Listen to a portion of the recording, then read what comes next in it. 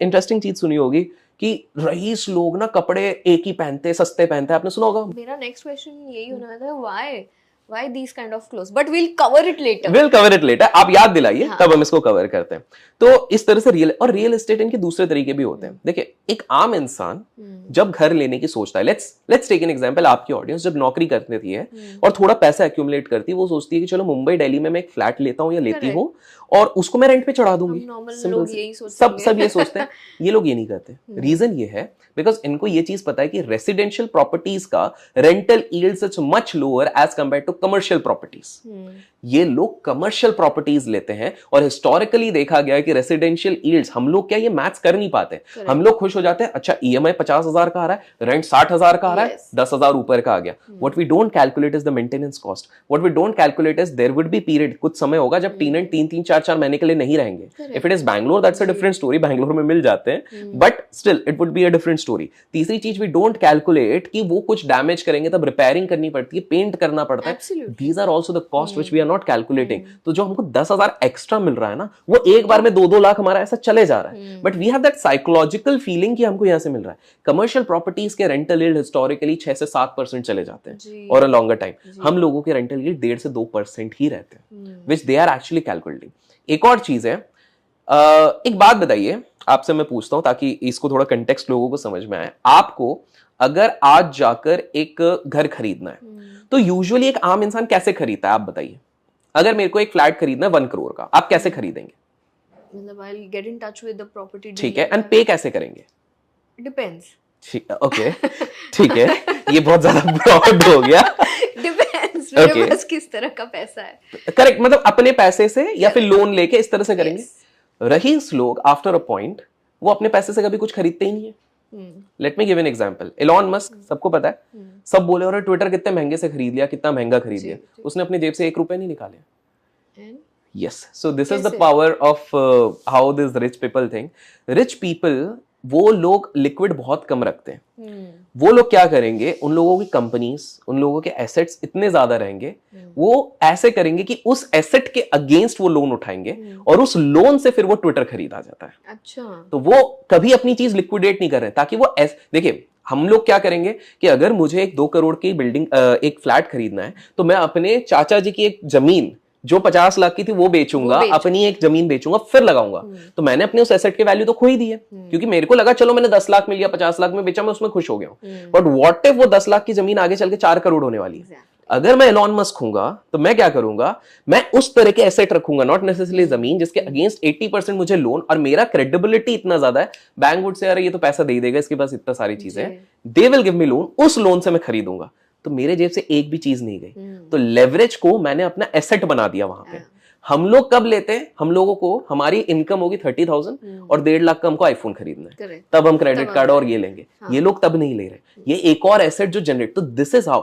तो Robert Kiyosaki जो एक किताब लिखे हैं, रिच डैड पुअर डैड, अभी काफी सुर्खियों में थे, तो उन्होंने कहा मैं $1.5 बिलियन के कर्जे में हूं, और if I go under I don't worry because the banks go under. क्योंकि उन्होंने क्या किया है, प्रॉपर्टी खरीदी, उस प्रॉपर्टी के अगेंस्ट और एक कमर्शियल प्रॉपर्टी, उस प्रॉपर्टी। अब उनके लिए ना 15 से 20 स्टैनफोर्ड, हार्वर्ड, ये सारे लोग जो बैंक्स में काम करते हैं, वो लोग मेक श्योर करेंगे कि ये बंदा बैंकरप्ट ना हो जाए, क्योंकि ये बैंकरप्ट हो गया तो बैंक्स को डेंट लग जाएगा। क्या दिमाग है। तो ये लोगों ने सीधे पुश कर दिया। और ये बंदा, इसने अपना सिंपल, देखिए इनका मैथ्स बहुत सिंपल सा है। एक सिंपल सी चीज बताइए, एक इसको बहुत सिंपल बना देते हैं ताकि आपके लोगों को भी समझ में आ जाए। इसमें कुछ मल्टीपल जीरोस आप लगा देना रईसों के लिए। रईस लोग बोलेंगे कि अगर मेरे पास 10,000 रुपए हैं और मुझे बहुत श्योर है कि कोई एसेट क्लास मेरे को 20% का रिटर्न साल भर में दे देगा, तो मैं 10,000 पे 20% मतलब 2,000 बना पाऊंगा। अब यहीं पर अगर मेरे को 8 गुना ज्यादा पैसा मिल जाए या 10 गुना ज्यादा पैसा मिल जाए, तो मेरा पैसा भी 10 गुना बन जाएगा। ये 10 गुना पे अगर मेरे को सिर्फ 2% इंटरेस्ट देना है या 3% इंटरेस्ट देना है, तो बाय डिफॉल्ट नेट और नेट में एक प्रॉफिट में ही रहूंगा। तो ये लोग पैसा कम इंटरेस्ट रेट पे उठाएंगे, बड़ा इंटरेस्ट रेट उधर बनाएंगे और निकलेंगे। अब इसमें आप बोलोगे लेकिन कभी मान लो उसमें इंटरेस्ट रेट नहीं बन पाया, जो 20% आप सोच रहे हो, मान लो नेगेटिव रिटर्न दिया, तो वो अब मेरा रिस्क थोड़ी रहा। अगर इसमें मल्टीपल $बिलियन लगा तो बैंक का है, तो बैंक खुद रास्ते ढूंढेगी भाई इसको किसी तरह बचाओ, क्योंकि ये अगर गया तो बैंक की हालत खराब हो जाएगी। So this is exactly how these people, so they are investing more in commercial assets. That is another area. एक और जगह पर जहां पर ये लोग काफी ज्यादा, जिसको सेफ हेवेंस कहते हैं, गोल्ड एंड सिल्वर. आजकल सिल्वर पे ज्यादा इन्वेस्ट करते हैं बिकॉज ऐसा माना जा रहा है कि आने वाले 15-20 साल में silver is going to surpass in terms of returns as compare to gold. काफी लोगों को शायद पता हो या ना पता हो, सबसे ज्यादा gold in terms of reserves Indian house holds के पास ही है. हम लोगों ने दबा के रखा हुआ है इसको. लेकिन ये लोग ज्यादातर वर्चुअल गोल्ड्स रखते हैं. क्यों? क्योंकि गोल्ड अगर आप बहुत मात्रा में रखते हो, चोरी का डर है. Correct, gold bonds, gold ETFs, इस तरह. क्योंकि जब फिजिकल रखते हो चोरी का डर है, प्लस उतनी स्पेसिंग आपको देखनी पड़ेगी, इतनी सिक्योरिटी. और ये जब बिलियंस ऑफ डॉलर्स की बात कर रहे हैं, तो हाँ, बिस्किट्स तो रखते ही हैं, that is a different thing. But इसके अलावा गोल्ड बॉन्ड्स हो गए, ये सारी चीजों पे ये इन्वेस्ट करते हैं. देन ये कभी भी ना, एक बहुत इंटरेस्टिंग आपको बताता हूँ, ये आपके लोगों को बड़ा अच्छा किस्सा लगेगा. एक जिम रॉजर्स करके एक बहुत बड़े फंड इन्वेस्टर कम ट्रेडर है, ठीक है. तो अभी हाल फिलहाल में कुछ समय पहले, कुछ मंथ्स पहले, एक वॉर रशिया यूक्रेन का आपने सुना होगा, जो बहुत ज्यादा सुर्खियों में आ गया था, पैनिक में आ गए थे. उन्होंने पहली चीज क्या करी होगी, मतलब सारे लोग सोच रहे थे कि चलो मैं पैसे निकाल लूं, मैं अपने बैंक में रख लूं. उन्होंने करीब 8 करोड़ या 6 करोड़ रुपए देके न्यूजीलैंड का एक स्टॉक मार्केट का लाइसेंस ले लिया. अब आप सोचोगे न्यूजीलैंड का क्यों लिया? उनने दिमाग कहां सोचा, आप बताता हूं. उन्होंने देखा कि पूरी दुनिया में सबसे पहले उनके टाइम जोन के हिसाब से न्यूजीलैंड का मार्केट खुलता है.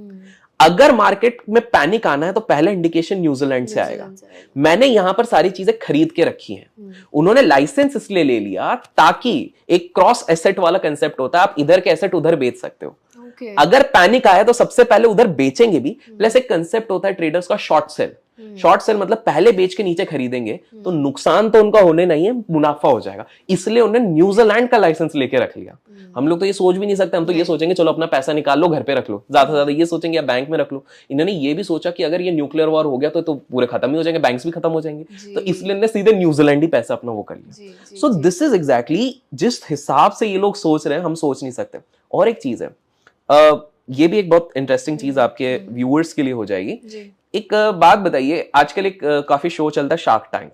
करेक्ट.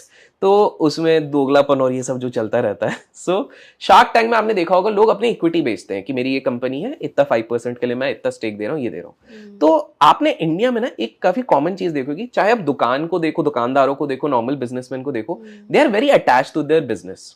वो बोलेंगे कि भाई मैं अपने गल्ले पे बैठूंगा, मैं इधर रोज बेचूंगा, मेरा बच्चा भी यही देखेगा, बड़े होकर यही देखेंगे, हमको ये किसी को देना नहीं है. ठीक है.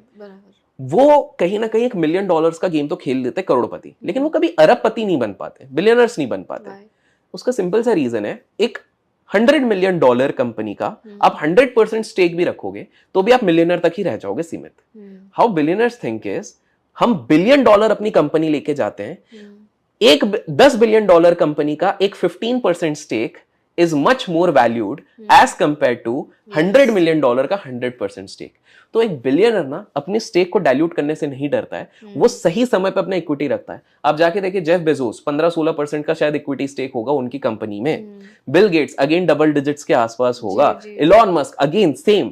तो आप ये देख रहे हो इन लोगों ने गेम क्या सोचा है, हम 200-300 बिलियन डॉलर कंपनी अपनी बनाते हैं, उसमें छोटा सा स्टेक रखते हैं, हम इधर सेटिस्फाइड नहीं रहेंगे. तो अगर कोई बड़ा स्ट्रैटेजिक इन्वेस्टर आ रहा है जो मेरी कंपनी को $100 मिलियन से $1 बिलियन ले जाएगा, लो भाई तुम मेरा स्टेक. बट एक आम इंसान सोचता है, उसको एक घमंड रहता है कि मैं अपना ही मालिक हूं, अपने ही बॉस. अगर आप $100 मिलियन पे भी हो ना, आप अपने मालिक पूरी तरह नहीं होते हो.